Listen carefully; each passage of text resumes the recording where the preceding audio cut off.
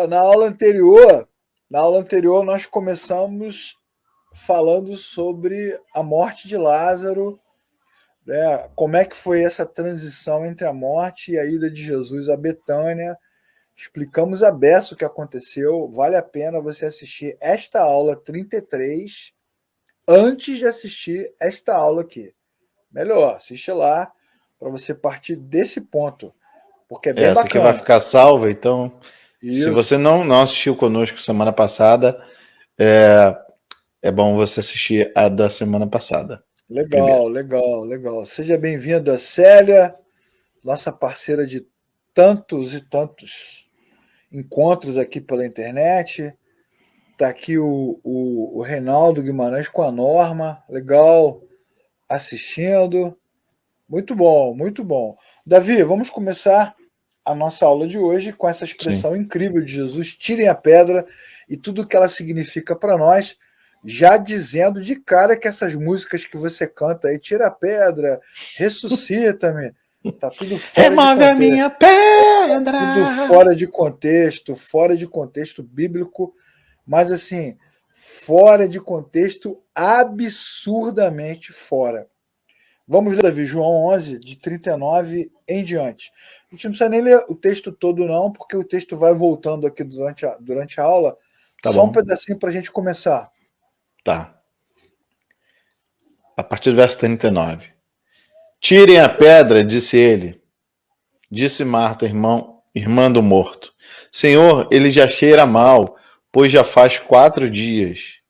Disse-lhe Jesus, não lhe falei que, se você cresce, verias a glória de Deus? Então tiraram a pedra. Jesus olhou para cima e disse, Pai, eu te agradeço porque me ouviste. Eu sabia que sempre me ouves, mas disse isso por causa do povo que está aqui, para que creiam que tu me enviaste. Depois de dizer isso, Jesus bradou em alta voz, Lázaro, venha para fora. O morto saiu, com as mãos e os pés envolvidos em faixas de linho e o rosto envolto num pano. Disse-lhe Jesus, tirem as faixas dele e deixem-no ir. Muitos dos judeus que tinham vindo visitar Maria, vendo o que Jesus fizera, creram nele. Mas alguns deles foram contar aos fariseus o que Jesus tinha feito. Então os chefes dos sacerdotes e os fariseus convocaram uma reunião no Sinédrio. O que estamos fazendo? Perguntaram eles. Aí está esse homem realizando muitos sinais miraculosos. Se o deixarmos, todos crerão nele. Então os romanos virão e tirarão tanto o nosso lugar como a nossa nação. Tá bom Então até aí, dele. Davi. Tá bom, tá bom. Tá bom Vamos lá. até aí. Vamos até aí para a gente poder avançar. Vamos pegar um gancho da aula passada e seguir em frente, né, que é importante. Bom, nesse capítulo de João 11, que é uma sequência do que vem acontecendo desde o capítulo 1, que a gente está estudando, Jesus vai desafiar o poder da morte de uma forma mais profunda. Né? Já explicamos isso aqui. Lá no capítulo 8, versículo 51 de João, Jesus fala: quem crê em mim jamais verá a morte. Sim. Então, obviamente, tem alguma coisa para a gente aprender nessa declaração, uma vez que Lázaro morreu. E todo mundo morre. Os crentes também morrem. Jesus Sim. também morre na cruz. Então, é óbvio, está claro para nós que Jesus não está falando da morte física. Sim. Em João 10, 17 e 18, Jesus fala: eu dou a minha própria vida, ninguém toma a vida de mim, eu dou a minha vida. Dou a minha vida voluntariamente. Então isso é bem legal também. Nessa evolução do processo, Jesus está explicando o que ele vai fazer no seu trabalho, qual o legado que ele vai deixar e que tipo de morte ele está enfrentando. É uma forma de construção do texto para mostrar que a vinda de Jesus, o trabalho de Jesus, a obra de Jesus, a redenção de Cristo, ela é muito maior, muito mais ampla do que simplesmente dar ao homem uma condição melhor de vida nessa vida. Então, qual é a boa notícia? Quando a gente fala que o Evangelho é as boas novas. A boa notícia é que Jesus veio para dar ao homem, para dar à criatura, a vitória total sobre a morte. Já explicamos na aula passada que esta morte a ser vencida é a ruptura entre a criatura e o Criador, que está explicado em toda a Escritura que aconteceu depois da queda. Inclusive lá em Gênesis, quando Deus conversa com a sua primeira criatura, ele diz exatamente isso, né? Se você comer desse fruto aqui, você certamente morrerá. Mas ele come o fruto e não morre, né? Ele não morre fisicamente. Então, obviamente, ele está falando de outro tipo de morte, está falando de ruptura. Até nós lançamos aqui no canal da Oficina da Palavra essa semana um bate-papo muito legal com o professor Helder Cardim, que é diretor do Palavra da Vida, e a pergunta que a gente faz é: onde estava Jesus no período entre a sua morte e ressurreição? Vídeo muito legal de 20 minutos. Nesse vídeo, o Helder vai explicar o que é a morte e como a Bíblia trata desse assunto e qual a diferença entre morte física e morte espiritual, que é exatamente essa ruptura entre a criatura e o Criador. Então está claro para nós, desde o início da aula passada, que Jesus não vai livrar o ser humano da morte física, porque todos nós morremos. Os que vieram antes morreram, nós morreremos, os que vierem depois morrerão, o próprio Cristo, o próprio Senhor também morreu. Todo mundo morre. É bom ressaltar, Leclerc, porque as pessoas ficam numa fantasia de que Jesus vai livrar as pessoas da morte. Em algumas situações, por vontade do Senhor, pode até acontecer. O livramento, perfeito. Mas isso não vai isentar que lá na frente a pessoa vai morrer. Vai viver eternamente a pessoa? Porque eu vou contar um spoiler aqui. O próprio Lázaro vai morrer de novo. Não, é isso. Frustrou agora os corações. Não, o próprio Senhor Jesus vai morrer, Lázaro vai morrer. Todo mundo morre. Todo mundo morre. A morte física acontece para todos, chega para todos. É inerente à natureza humana. Agora, o que é legal no texto é que Jesus tinha uma relação de amizade com a família, Marta, verdade, Maria e Lázaro. Já falamos sobre isso na aula passada. E Jesus é Jesus, né? Top dos tops, e mesmo assim ele não interferiu nesse processo. E aí, na hora que o texto é construído, está claro também que Marta e Maria nos representam, porque elas não entendem por que Jesus não voltou, por que ele não veio socorrer Lázaro, por que ele não impediu que ele morresse, e também não conseguem olhar para a questão da transcendência no presente. Isso que é legal no texto, né? O olhar delas está focado o tempo todo nesse presente, nessa vida que a gente leva, nos sofrimentos desse tempo. E é assim que os cristãos se comportam muitas e muitas vezes, e é assim que muitas igrejas também se comportam, é assim que as pregações são construídas e o ensino. E o cara, então, vai vivendo a vida cristã só pensando no presente, né? Eu me lembro das comunidades da onde você também...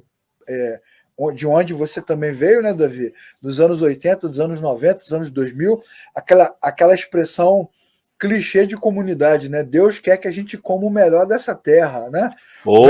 Né? Quantas e quantas vezes nós ouvimos essa frase? Eu quero comer o melhor dessa terra, desfrutar do melhor dessa terra. Então, o tempo todo, a mensagem está vinculada a esse tempo, a esse momento. E aí, o que acontece? As igrejas, as comunidades, não preparam as pessoas para enfrentar a morte, o sofrimento, a dor, a tristeza, a perda. Parece que a perda é uma derrota. Sim. Né? Parece que a perda é uma derrota. É isso que o texto está nos mostrando. Esse não é o assunto principal do texto, porque o texto não é sobre doença nem sobre derrota. O texto é sobre Jesus. Como todo o evangelho é sobre Jesus. Mas durante a passagem da história, essas coisas vão se manifestando e vão mostrando como os nossos olhos são limitados, né? A gente não consegue, voltando aí para o... Você está com o livro aberto aí, né, Davi? Tô. Lê aí para a gente o versículo 35, 36 e 37, que são as declarações, né, que estão nessa passagem. Jesus chorou. Então os judeus disseram: vejam como ele o amava. Mas alguns deles disseram: Ele, que abriu os olhos do cego, não poderia ter impedido que esse homem morresse? Então é isso, tá vendo? Olha como é que nossos olhos são limitados, né? A gente não consegue enxergar para além da realidade que a gente está vendo, né? Não Não, mas, consegue enxergar para além da Leclerc, só para realidade. ter uma noção, né? Só para você ter uma noção. Nós, aqui, em pleno século XXI, quando a gente lê esse texto, a gente se pergunta: por que Jesus não curou Lázaro igual ele curou o servo do centurião? Com apenas uma palavra, ele Isso, estava numa exatamente. distância gigantesca e o homem foi curado. Exatamente. É isso aí. Pronto. Porque a história é sobre Jesus. E, Sim. e aí você que está assistindo a aula, você precisa saber que a sua liderança e as pessoas que você ouve muitas vezes mentem para você, né? Oferecendo a você uma coisa que a Bíblia não oferece. Porque o cara pega a passagem de João 11 e só lê a passagem na parte onde Jesus manda Lázaro sair do túmulo e aí usa aquilo para dizer que Jesus tem poder para ressuscitar, para fazer isso, para fazer aquilo, que se você crer, pega a passagem, se creres verás a glória de Deus. Pega o versículo. Decreta.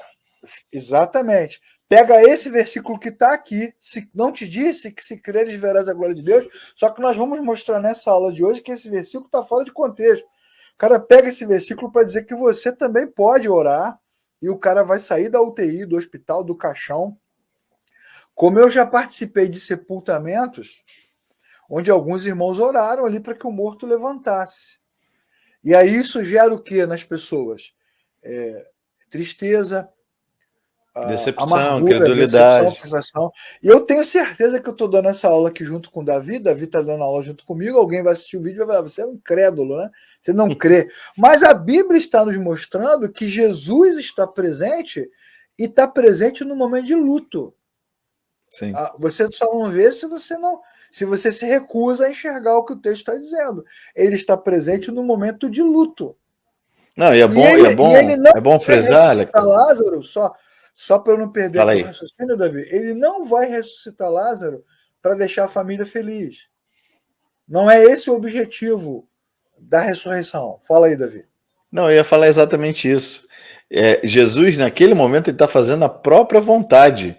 E não está preocupado porque as pessoas estão chorando, ou porque ele se emocionou com as duas irmãs. Nós falamos Não, sobre isso na aula passada. isso. Não é um choro de É, nossa, que situação terrível. então, a mesma coisa de algumas aulas passadas, quando a gente falou em relação ao cego de nascença, né? É para que manifestasse a glória de Deus, né? Tudo está acontecendo para escrever, né? Essa história de Essa Cristo, o história de Deus, Redentor. isso, de Jesus. Então, pronto. A passagem está aí, está clara. Era um lar feliz e agora é um lugar de aflição. E a Bíblia então vai nos mostrar que nesse lugar que já foi feliz com Jesus, agora é aflito, é um lugar de tristeza, de dor, de luto, de perda com Jesus. Jesus estava nas duas situações, nos dois momentos, né? Nas duas Não, realidades, sem problema. e tá bem Eclesiastes, né? Porque Jesus viveu outros momentos com aquela família e é o Isso, primeiro momento de tristeza, né? isso. Muitos estavam ali para consolar a família, é o que a gente está vendo no texto. Então, era uma família muito querida. O texto diz no versículo 19, né? Deixa eu só olhar aqui, ó. Muitos judeus tinham ido visitar Marta e Maria para confortá-las pela perda do irmão. Ah, muita gente veio para consolar, era uma família querida. O Sim. sofrimento, então, existe, mesmo Jesus estando presente, e Jesus é a esperança. Então, a esperança não tem a ver com virada, dia da virada, minha virada, a hora da virada, a hora da vitória. Não, você pode ter esperança também nos momentos de tristeza, nos momentos de luto. E o que é mais legal na passagem, como nós explicamos na aula passada, é que Jesus traz o futuro, a transcendência para o presente, porque o que eu já expliquei aqui no início hoje, né, nessa aula aqui, a aula 34, é que infelizmente o sincretismo, o misticismo e a falta de estudo e ensino da palavra de Deus leva o cristianismo a ser uma religião rasa na vida de muitas pessoas. O que eu Verdade. chamo de religião rasa?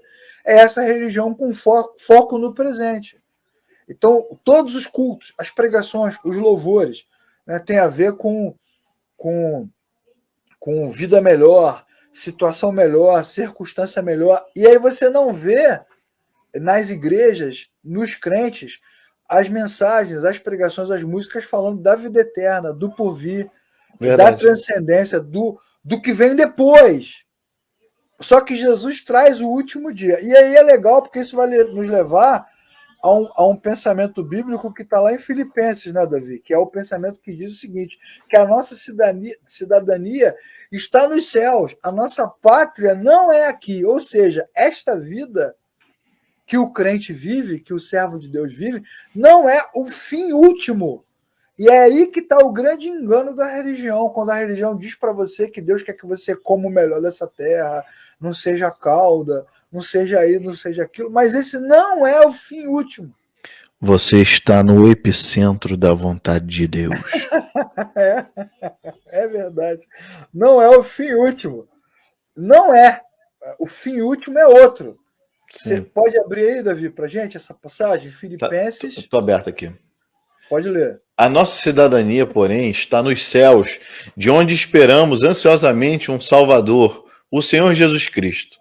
Pelo poder que o capacita a colocar todas as coisas debaixo do seu domínio, ele transformará os nossos corpos humilhados para serem semelhantes ao seu corpo glorioso. Pronto. Esse versículo resume tudo isso que a gente explicou. Eu, inclusive, essa versão é muito boa da NVI, mas eu gosto mais de uma outra versão. A nossa pátria não é aqui. É isso. Não é aqui. É disso que o texto está falando, é disso que o Evangelho de João está falando, é sobre esse tema que Jesus está falando, né? Com as mulheres ali, com as pessoas presentes, que o Evangelho é transcendente. Ele é muito maior. Ele está para além dessa vida. Ele não se resume a esta vida.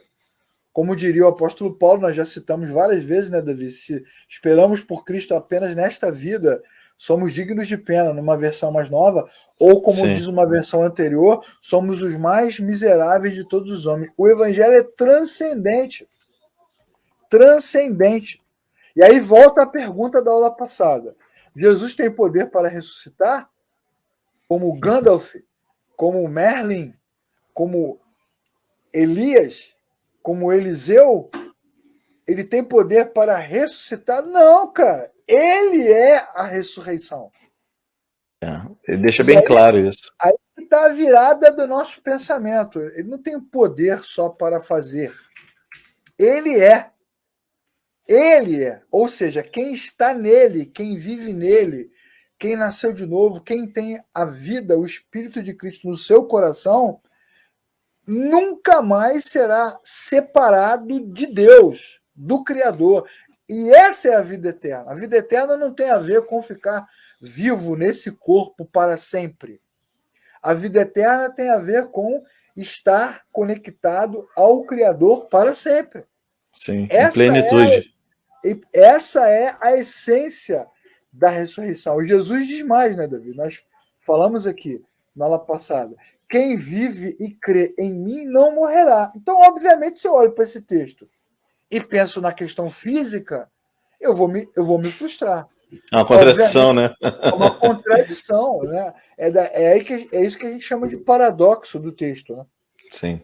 Então, voltando aqui ainda à aula passada, tudo isso nós já falamos na aula passada, é bom retomar. O que vive e crê em mim refere-se ao ser humano que encontrou na fé em Jesus a vida verdadeira. Não é uma promessa de escapar da morte. Física, né? Como você está lá com o seu parente, a pessoa que você ama, seu amigo internado no hospital, aí vem o cara, abre a Bíblia e diz assim, você crê? Você crê que vai ver a glória de Deus? Porque é a pergunta que Jesus faz no versículo 26. Você Sim, crê faz. nisso? Não é isso? Você crê nisso? Pois é. Aí tá tudo linkado a uma coisa física e não a uma coisa eterna. Né? Mas aí você poderia perguntar agora, mas peraí, eu estou lendo aqui no texto que Jesus fala, se você crê, você verá a glória de Deus, e ele ressuscita Lázaro, cara!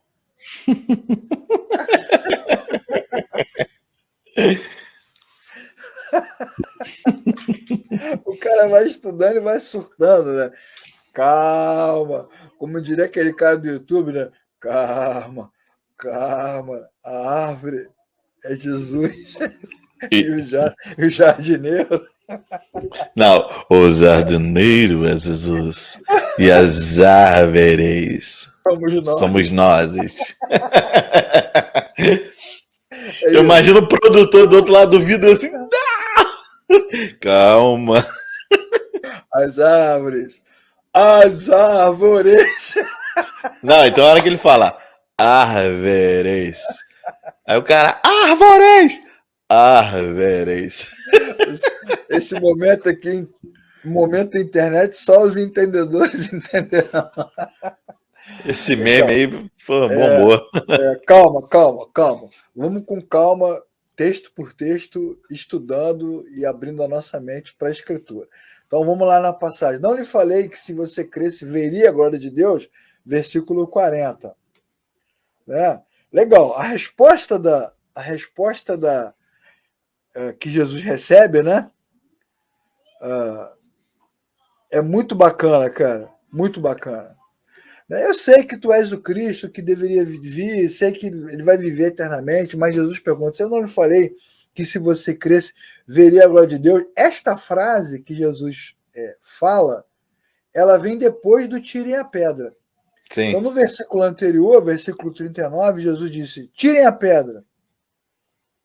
E alguém fala assim, na Marta. verdade é Marta, né? É. Mas, Senhor, ele já cheira mal, pois já faz 4 dias. E aí Jesus diz assim: eu não falei para você que se você cresce, você veria a glória de Deus? Cara, isso é muito legal. Vamos Vamos. vamos prestar atenção na narrativa, né? Porque assim, muitos judeus, hebreus, que estavam ali naquele período todo, naquele tempo todo do ministério de Jesus, comparavam Jesus com os antigos profetas. Sim. Quem vocês dizem que eu sou? Alguns dizem que você é João Batista, outros dizem que você é Elias, Jeremias. Então Jesus estava o tempo todo sendo comparado com um profeta. Mas observe a narrativa com calma, calma, calma. Muita calma nessa hora. Calma. Observe a narrativa que você vai ver que Jesus não é apenas um profeta comum. Olha, presta atenção no texto, que você vai ver.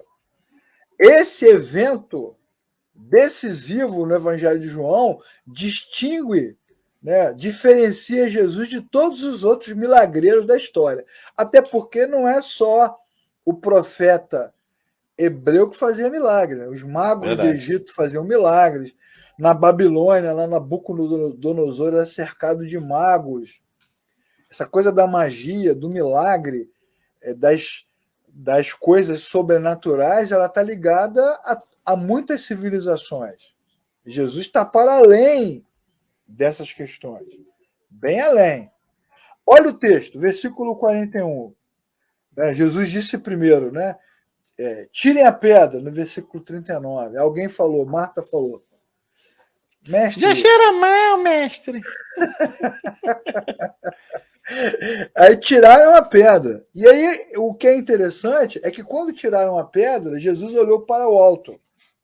Isso é muito significativo, né? Porque qualquer profeta do passado, da antiguidade, de outra civilização, da sua igreja, na sua comunidade, ficaria o quê? Fazendo o que agora? Rituais, invocando. Vamos lá, levantem as suas mãos, vamos declarar, eu ordeno. Bom, mas Jesus, exatamente, Jesus, Genkidama. de uma forma diferenciada, olha só, ele vai olhar para o alto. Tem uma coisa diferente acontecendo. Preste atenção no texto. Deixa a sua Bíblia aberta aí, ou no livro, ou no celular. Ele disse isso, olha só, versículo 42. Eu sabia que sempre me ouves. Preste atenção. Ele orando, né? Porque no versículo 41 ele já tinha dito: Pai, eu te agradeço porque me ouviste. Mas eu sabia que sempre meu. Primeiro que ele disse, eu te agradeço porque me ouviste. Ou seja, a oração dele está voltada para uma ação passada.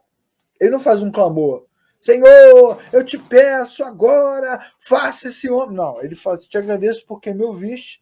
Na verdade, tu sempre me ouve, então, na verdade, eu nem precisaria fazer essa oração agora. Mas, versículo 42. Disse isso por causa do povo que está aqui, para que creia que tu me enviaste. Ou seja, o foco do milagre, o maior milagre de todos, não é o milagre. Não é para que o povo olhe para o defunto. Porque se você perceber o que acontece com os milagreiros, com os profetas, com os falsos profetas, com os cultos na televisão, na Que internet, sacada. não é? Os caras ficam Sim. o tempo todo apontando para o milagre. O que você está sentindo? Levanta a mão, balança a mão, corre, corre, fica a pessoa Se correndo. creres, verás. Pula, mexe, aperta, onde estava doendo, onde estava doendo. E fica todo mundo olhando para o enfermo, para o braço, para a perna, para os olhos, para a barriga, para isso, para aquilo, para babá, não é?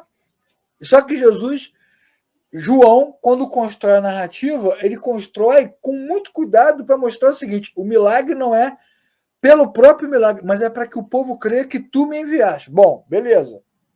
Calma. O milagre não é o fim, mas o meio, né?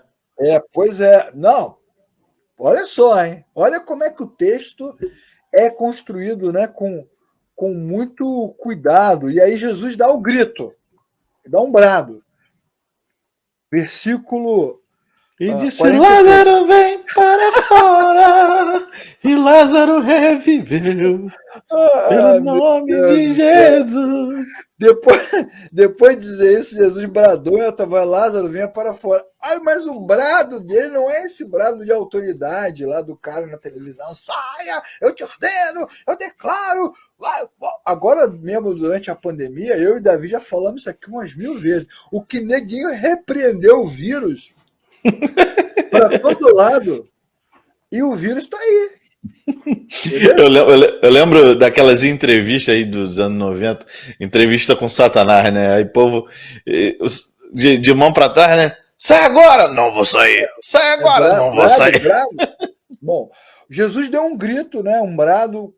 E esse brado, na verdade, não tem a ver com uma declaração, um decreto. Tem a ver com autoridade.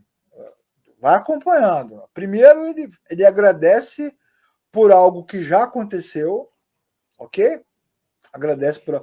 Mas não agradece porque, Pai, eu te louvo porque me ouviste e por causa da tua graça, agora Lázaro está vivo. Não, ele não faz essa oração. Ele diz o seguinte: eu te agradeço porque tu me ouviste para que esse povo aqui creia que tu me enviaste. Então o milagre não é pelo Lázaro, mas pelo próprio Cristo. E aí ele dá uma declaração de autoridade. E aí acontece a cena, né? Cena de filme de terror, né?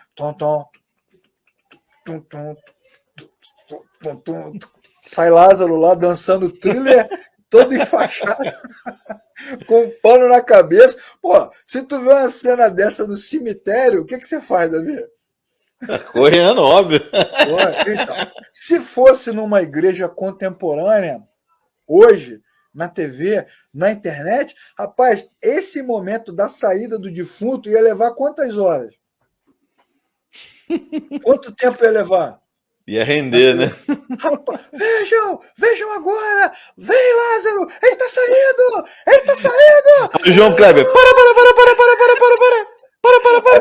Depois dos comerciais, o defunto vai aparecer.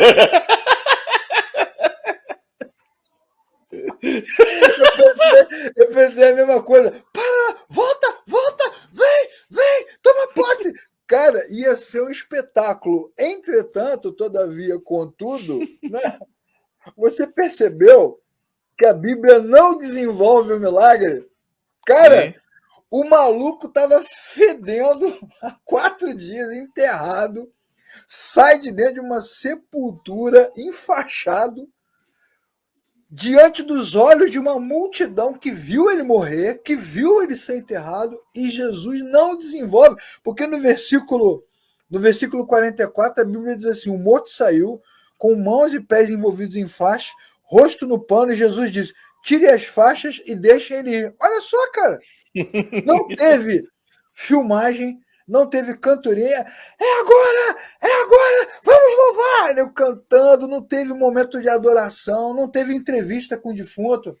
Porque se fosse hoje, o cara ia perguntar: de onde você veio? O que você viu? Como é que é o céu? Como é que é o céu? Porque o que a gente mais vê, tem até um famoso aí, né? Do ex-defunto, né? Assim? Tem o ex-defunto e tem a mulher que foi no inferno 17 vezes. Isso, então. O que a gente mais vê são pessoas contando como era o céu, como era o inferno. Por quê? Porque aí os nossos olhos, os nossos ouvidos, a nossa mente fica tudo conectado no milagre, na ressurreição, no que aconteceu. E aí o cara escreve livro, né? A divina revelação do céu, a divina revelação do inferno, a divina revelação do limbo, a divina revelação disso, daquilo. E, cara, só que nem em momento nenhum a Bíblia desenvolve o milagre. Olha que coisa interessante, cara. A Bíblia não desenvolve o milagre. Agora eu quero que você leia para mim, Davi, por favor. Já está no gatilho aqui. Salmo 33, versículo 9. Diga. Pois ele falou e tudo se fez. Ele ordenou e tudo passou a existir. Olha só. Jesus dá um brado e o morto viveu. O Salmo 33 diz que Deus fala. Lê de novo o versículo. Pois ele falou e tudo se fez.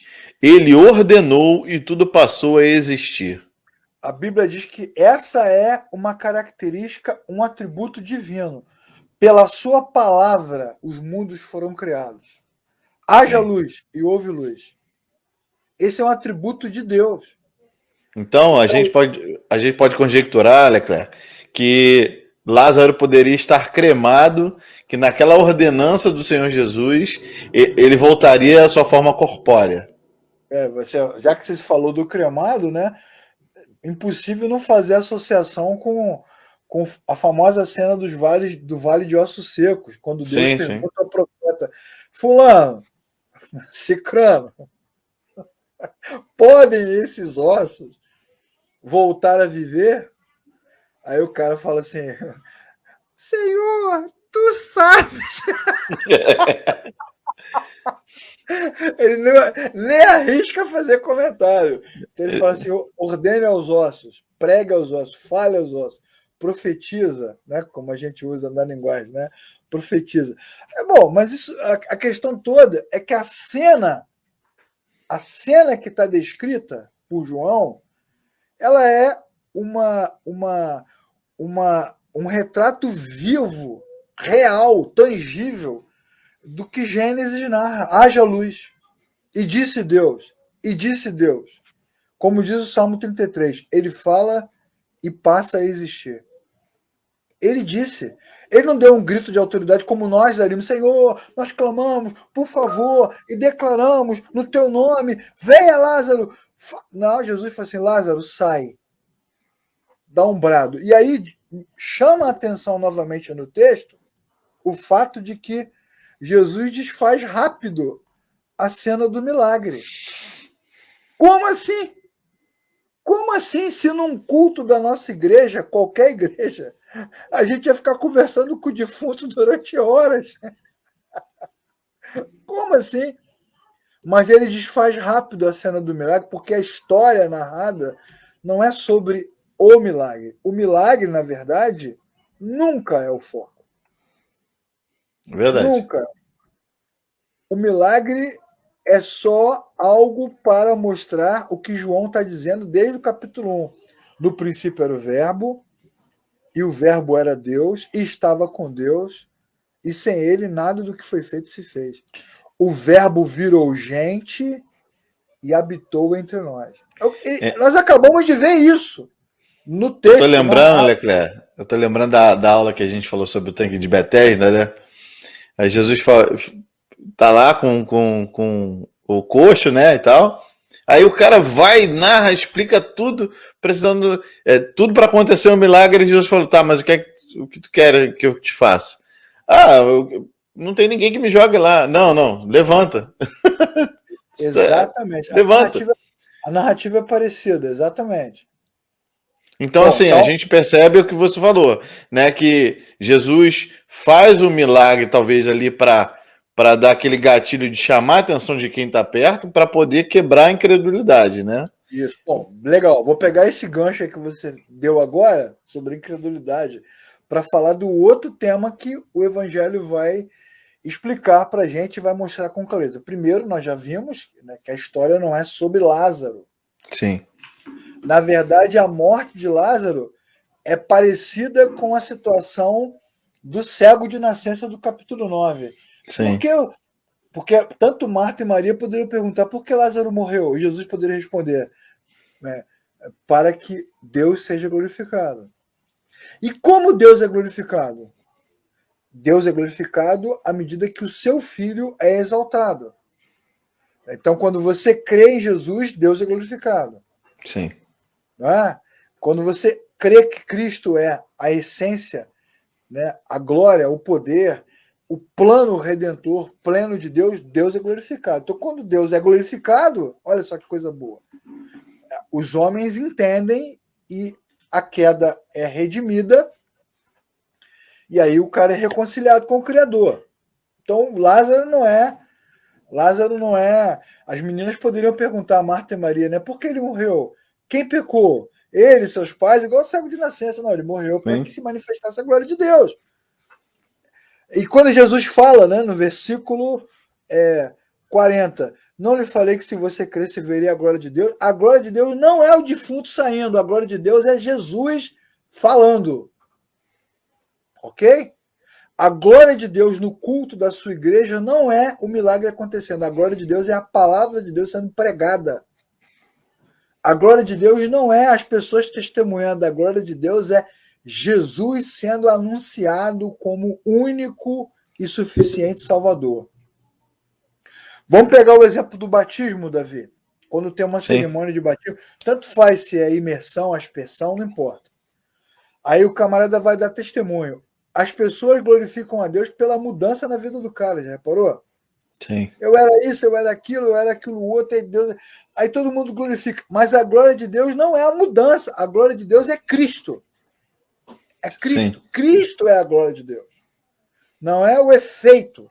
Porque a ressurreição de Lázaro só é possível, assim como o doente no tanque de Betesda ou o cego de nascença voltar a enxergar, tudo isso só é possível porque Jesus fala.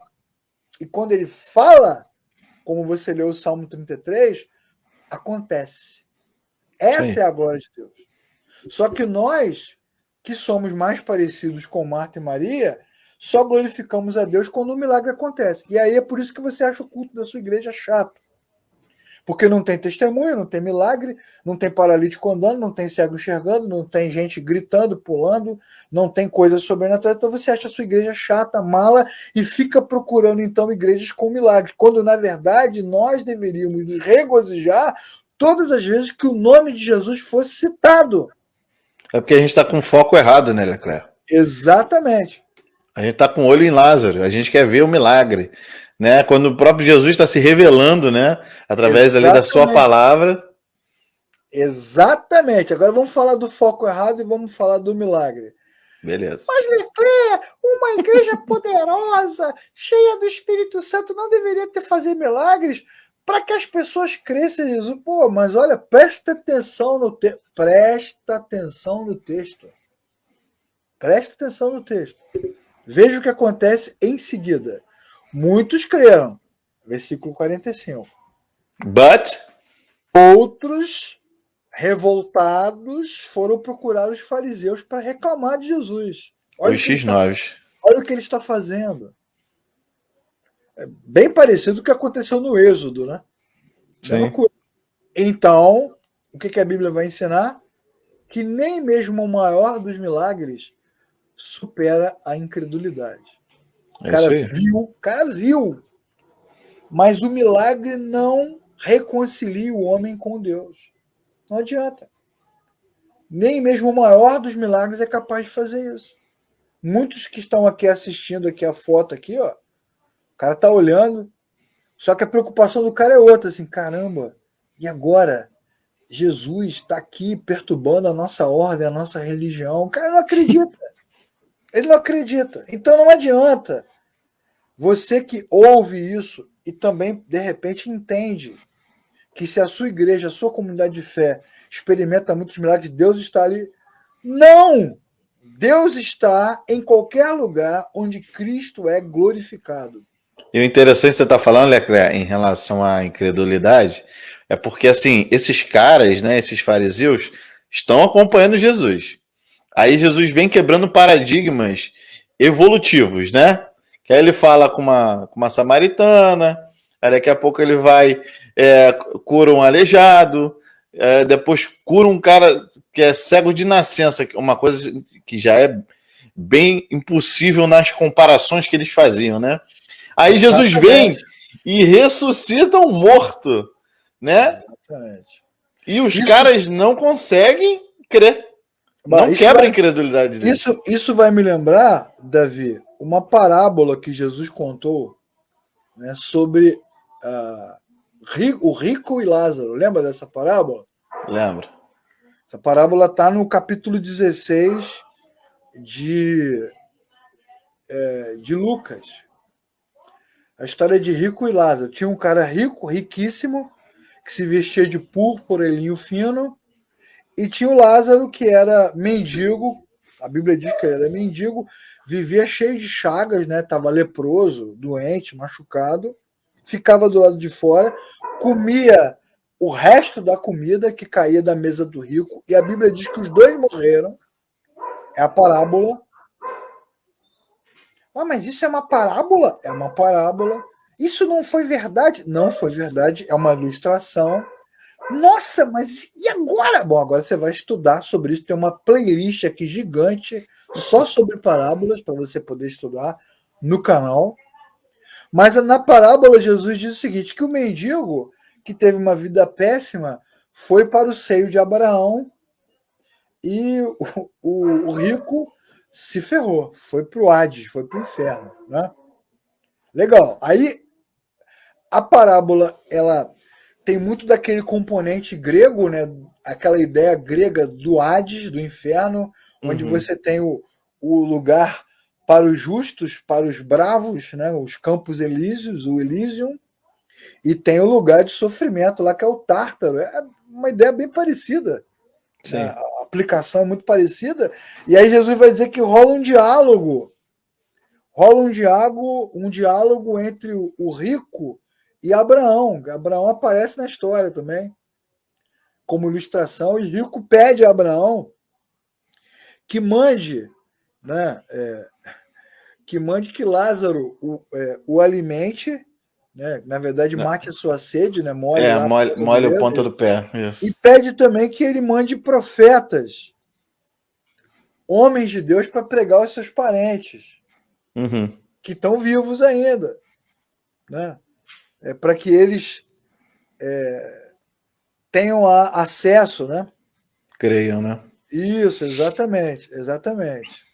Na verdade, ele pede até para que Lázaro vá lá, né, se revele à sua família, enfim. E aí a resposta de Abraão é muito significativa. Ele diz o seguinte: pô, mas se eles não ouvem Moisés e os profetas, ou seja, se eles não creem no que a palavra diz, não creem no texto do Antigo Testamento, eles não vão se convencer de nada, ainda que Lázaro ou qualquer um ressuscitasse dos mortos. Olha só como a parábola, como a história de Lucas se aplica perfeitamente a esse momento. E se nós achamos que nas nossas comunidades de fé os milagres vão impactar, porque o cara mete uma faixa lá na porta da igreja, domingo, ex-defunto, 17 vezes no céu, 34 vezes no inferno, né? Fez isso, fez aquilo. Você acha que vai. Aí você traga um convidado, você acha que vai levar um convidado. E esse testemunho vai mudar corações? Não, nós já estudamos aqui que o milagre quebra a casca da incredulidade, né, desperta as pessoas, porque é impactante. Né? Eu, se vejo um cara sair do túmulo, eu vou ficar impactado, mas isso não significa necessariamente, como a própria Bíblia vai dizer, que o cara vai se converter. vai nascer de novo. Não vai, porque olha aí, o próprio texto dizendo, naquele momento, muitos creram, mas muitos ficaram surtados e disseram assim, eita, na verdade a Bíblia vai dizer, né? Como nós acabamos de falar, que não adianta, que é o versículo 31 de Lucas 16, mesmo que você ressuscite alguém dos mortos, isso não converte ninguém, e a Bíblia vai dizer o seguinte, que para muitos, Jesus se tornou perigoso, se tornou um E Lázaro também, que aí aquele spoiler que eu contei no início, né, em João 12:10, diz que eles já estavam ali maquinando para matar Lázaro, que tinha ressuscitado. Aí o que aconteceu? Diante desse milagre, onde todos deveriam glorificar a Deus, né? Aleluia, aleluia! Como diz aquele nosso conhecido, não, na verdade, rola uma convocação extraordinária, né? Rola uma convocação extraordinária para uma reunião, né, Davi? O cara marca uma reunião, porque rola uma. As portas fechadas, né? Portas fechadas. Ai, meu Deus do céu, reunião extraordinária para decidir o que eles iam fazer com Jesus e agora. O que eles vão fazer com Jesus?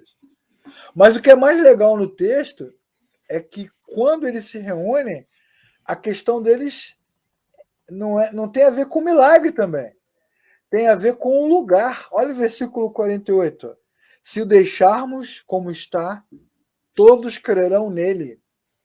Então os romanos virão e tirarão tanto o nosso lugar como a nossa nação. Olha só que coisa incrível.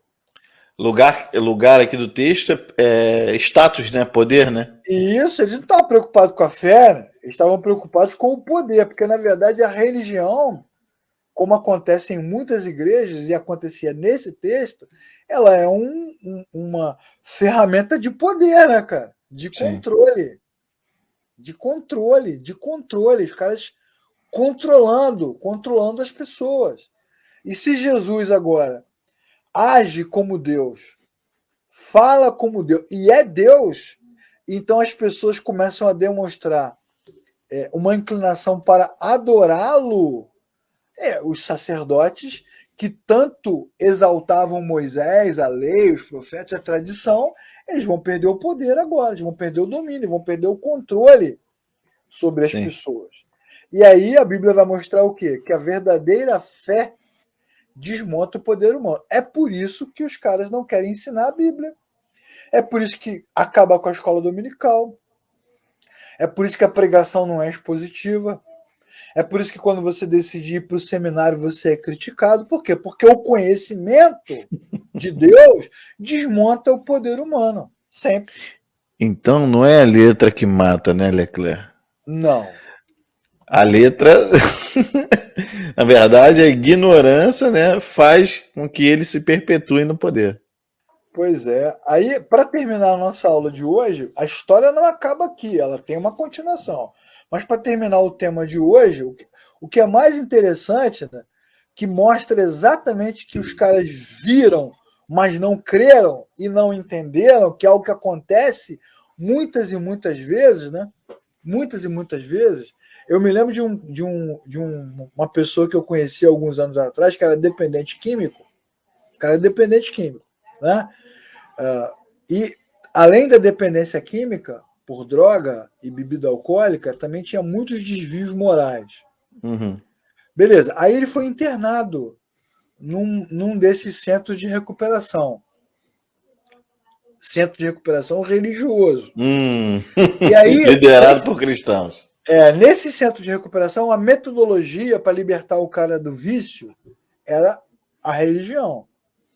Então ele ficava muitas horas orando, muitas horas, muitas vigílias, muitas consagrações de joelho e tal. E eu me lembro de muitas conversas, porque ele fazia parte da comunidade onde eu estava, onde ele continuava apresentando os mesmos vícios, continuava tendo um comportamento com os mesmos desvios morais, que ele confessava, inclusive, não tinha ninguém dedurando o cara. Ele mesmo falava, poxa, Leclerc, eu continuo fazendo. Mas ele, mesmo assim, criticava os cultos, dizendo que as reuniões eram fracas. eram frias e que faltava poder. Olha só que coisa enlouquecida. Porque ele dizia que quando ele estava lá no centro de recuperação, ele viu os milagres, ele viu a chuva prateada, ele viu o fogo azul, ele viu a grama acender no monte, ele viu o anjo passeando com um grande rolo na mão e desenrolando o rolo no meio do culto, ele viu coisas espirituais, mas o mais incrível é que apesar de toda essa experiência, que eu não posso questionar porque é a experiência dele, Sim. ele continuava demonstrando não ter se reconciliado com o Criador, continuava demonstrando não ter nascido de novo, não ter tido nenhum tipo de mudança, mas criticava. Ou seja, o que a gente vê nesta passagem, e em muitos casos, o que a gente vê é que as igrejas continuam repletas de religiosidade. Nós acabamos de ver Jesus dizer o seguinte: eu sou a ressurreição. Eu não vou ressuscitar. Eu sou a ressurreição.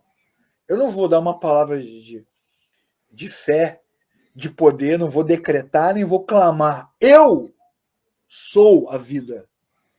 Conectou-se a mim, vivo está. Olha só. Lembra da passagem da mulher doente, Davi? Sim. Alguém me tocou e de mim saiu virtude. Eu sou a fonte. Ou a passagem da mulher samaritana, né? Quem beber da água que eu lhe der, do seu interior fluirá uma fonte de água viva para jorrar, jorrando para a vida eterna. Eu sou a fonte. Eu. Ou seja, ele não tem poder, ele é o poder, né? Ele é o poder. Foi mal, Thanos. Ele é o poder. Ele fala e o cara vem. Como acontece em Gênesis, no Êxodo, no Salmo que nós lemos. É a própria expressão de Deus ali, revelada, tangível. Como João declara, né? O verbo virou gente e habitou entre nós e vimos a sua glória. Olha só. Eu não disse que se você cresce, você veria a glória. João já tinha escrito isso lá no capítulo 1. Nós vimos a sua glória. Vimos. Mesmo assim, Davi, a Bíblia diz que os caras fizeram o seguinte: daquele dia em diante, queriam tirar a vida. Como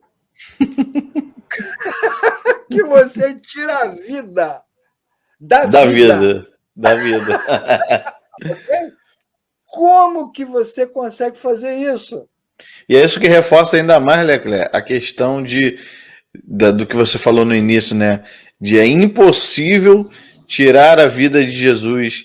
Ele a deu, né? Ele ofereceu em sacrifício. É impossível. Agora ele deve ser morto. Mas por quem? Quem que vai tirar a vida da vida? Olha só que maluquice, cara. Os caras não conseguiram. É óbvio, o próprio texto é autoexplicativo. Eles não conseguiram crer, porque milagres não geram fé. Se milagres gerassem fé, todo o povo de Israel, 600 mil homens, mais de 2 milhões de pessoas que saíram do Egito e atravessaram o Mar Vermelho, do outro lado, eles se ajoelhariam com o coração quebrantado. Porque quem já tinha visto algo assim incrível? É lógico que o milagre não gera fé. Na verdade, o que conecta o homem com o Criador, que é o que acontece com o Nicodemos no capítulo 3, com a mulher samaritana no capítulo 4, né, com o cego de nascença no capítulo 9, com a mulher pega em flagrante adultério no capítulo 8. O que Sim. conecta o homem com o Criador é o próprio Criador, pô. Jesus. É o próprio Criador. Então, os caras querem matar Jesus. Bom, mas agora, o que é legal na passagem é que a partir desse momento, onde o milagre foi esquecido, né? Jesus fez questão de desfazer a cena do milagre. O que a gente tem agora é uma trama. Porque os caras agora querem executar a missão impossível de matar Jesus.